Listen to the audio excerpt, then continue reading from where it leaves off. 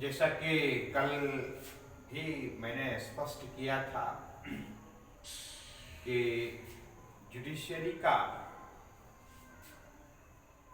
एक अत्यंत ही महत्वपूर्ण स्थान होता है, खास करके भारत जैसे लोकतंत्रीय शासन प्रणाली वाले राष्ट्र में। हमने कल स्पष्ट किया था कि जो एग्जीक्यूटिव बॉडी है वो समय समय पर जो इम्प्लीमेंट करते हैं विभिन्न नियमों को, फिर अधिकारियों के बीच में, जन सामान्य के बीच में, अधिकारी और संगठन के बीच में, सामान्य व्यक्ति और संगठन के बीच में, राज्य सरकारों के बीच में, राज्य और केंद्र सरकारों के बीच में, ये सारे जो डिस्प्यूट मैटर्स होते हैं, इस सब पर निराकरण करने का अधिकार, फैसला लेने का अधिकार भारत की न्यायपालिका को है। और यही कारण है इनका रोल इतना महत्वपूर्ण हो जाता है कि आपको मैं बता दूं कि ये दुनिया का सबसे महत्वपूर्ण और प्रभावी न्यायपालिका यदि है तो उसमें से भारत का स्थान आता है। ये पाकिस्तान की न्यायपालिका नहीं है, वहां सेना के अनुसार से न्यायपालिका बहुत हद तक कार्य करती है, यानी न्यायपालिका सेना के दबाव में अक्सर निर्णय लेने को मजबूर होते हैं। भारत में ऐसी बात नहीं है। यही कारण है कि भारत की जो न्यायिक व्यवस्था है वह वर्ल्ड में बहुत ही महत्वपूर्ण और प्रभावी है। The judiciary in India is one of the most powerful in the world. The Supreme Court and the High Courts have the power to interpret the constitution of the country. यानी संविधान की व्याख्या करने का अधिकार भारत की न्यायपालिका को है और संविधान के मौलिक प्रावधान में किसी भी प्रकार का हस्तक्षेप न हो, इसका देखरेख का कार्य न्यायपालिका ही करती है। यही कारण है कि भारत की न्यायिक व्यवस्था जो है संविधान के लिए प्रहरी का कार्य करता है, रक्षक का कार्य करता है, संरक्षक का कार्य करता है।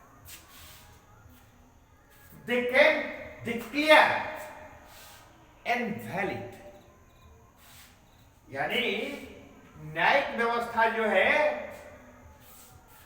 भारत की जो न्यायपालिका है,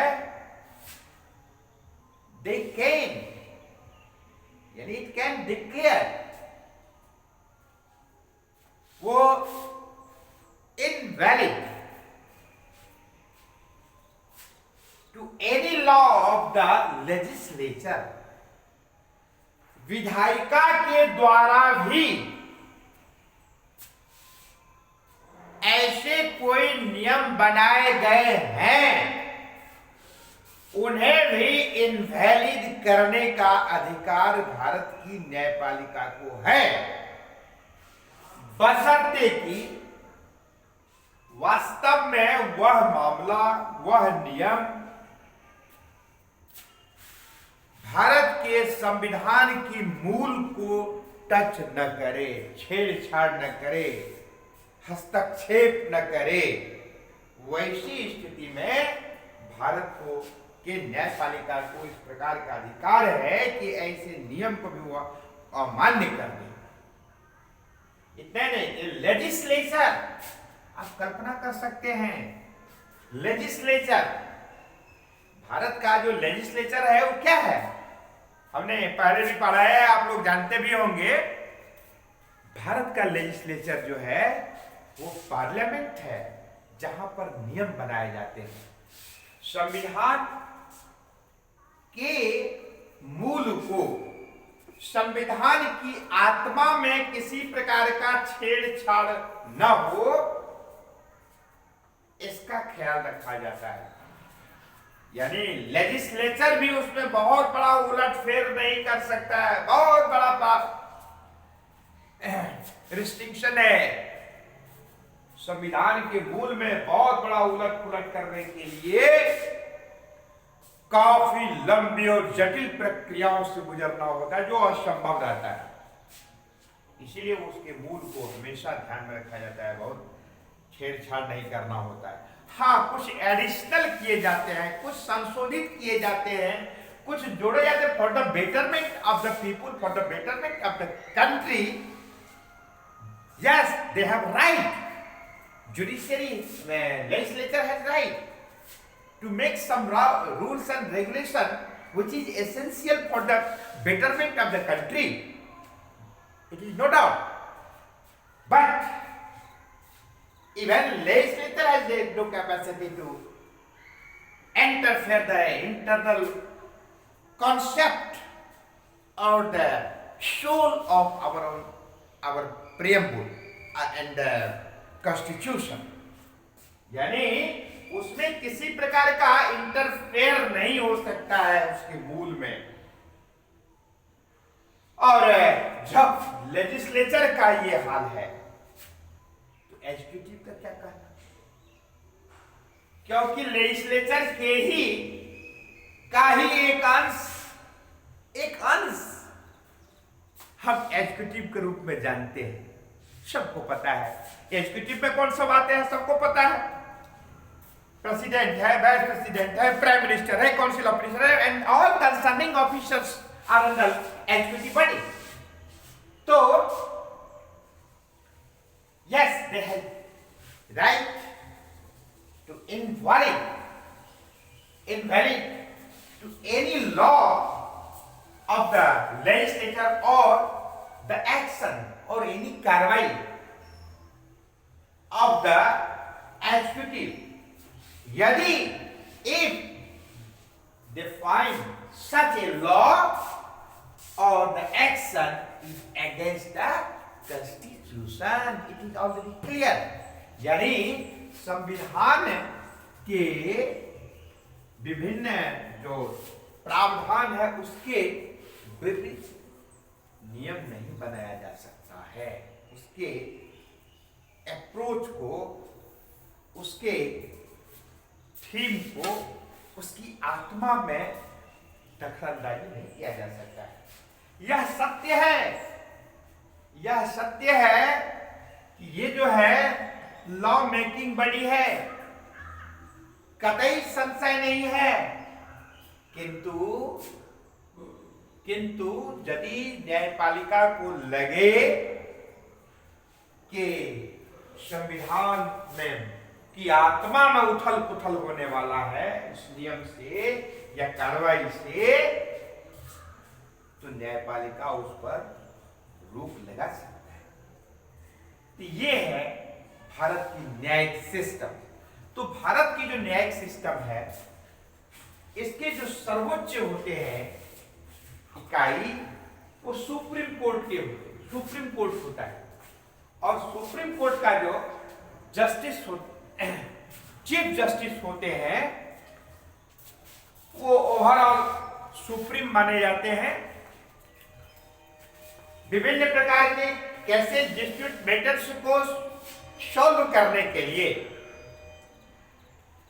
दिनानुदिन, आपको याद होगा 9 से 14, 14 से 15, 15 से 18, 18 से 21, 21 से 25, 25 से 30, 30 से 33 और आज 34 की स्थिति है।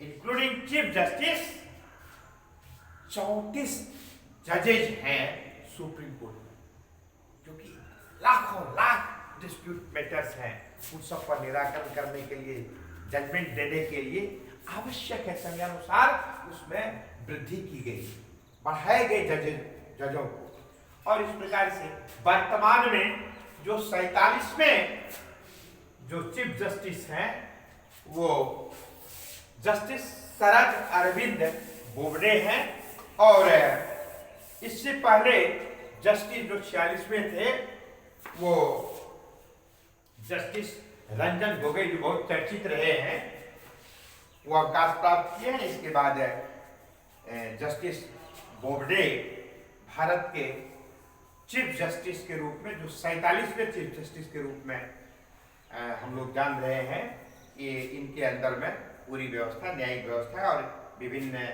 जजों के अंतर्गत। तो इस तरह से भारत में सुप्रीम कोर्ट और यहाँ एक न्यायिक व्यवस्था है, सुप्रीम कोर्ट के ही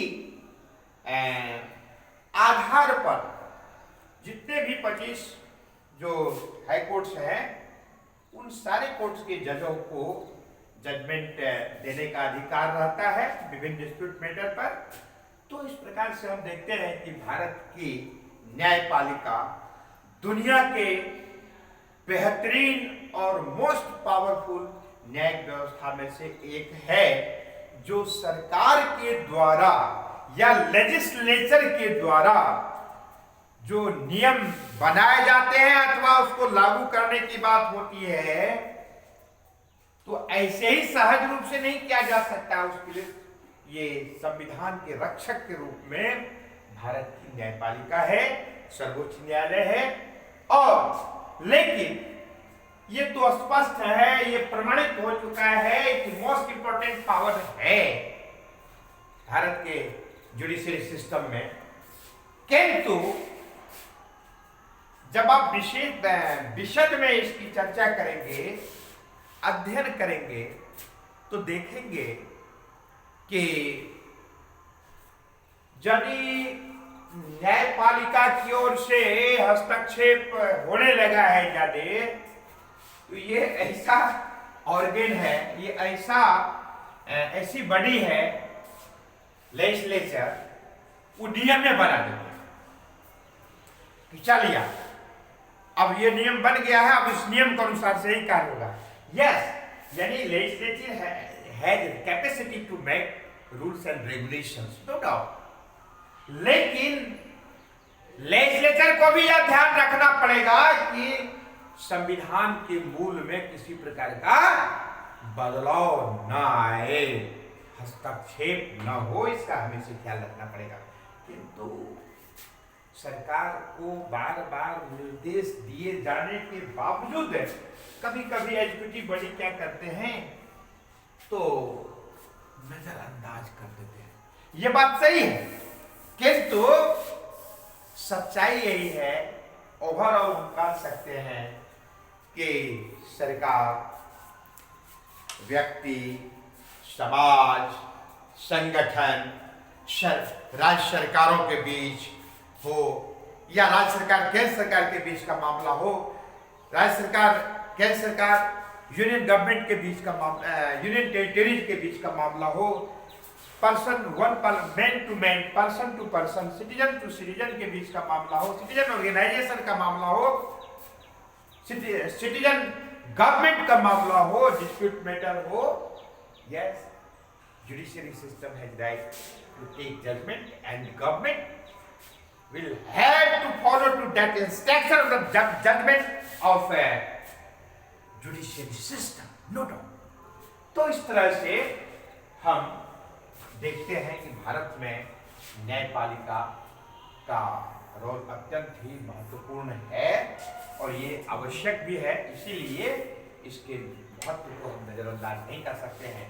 ये आर्टिकल 124 टू आर्टिकल 147 में न्यायिक प्रक्रिया, गठन, जजों की नियुक्ति, अधिकार, कार्यक्षेत्र आदि का विशद वर्णन किया गया है, किंतु इसको यहाँ पर डिटेल्स करने की आवश्यकता नहीं है। हमको फोकस देना था कि एग्जीक्यूटिव बॉडी जो है या जनरल लोगों के द्वारा आपसी डिस्प्यूट में मामला यदि आता है तो इस पर निराकरण का अधिकार किनको है, कौन करते हैं, इसको फोकस करना था, जो मैंने कर दिया। आज की कक्षा में इतना ही, धन्यवाद।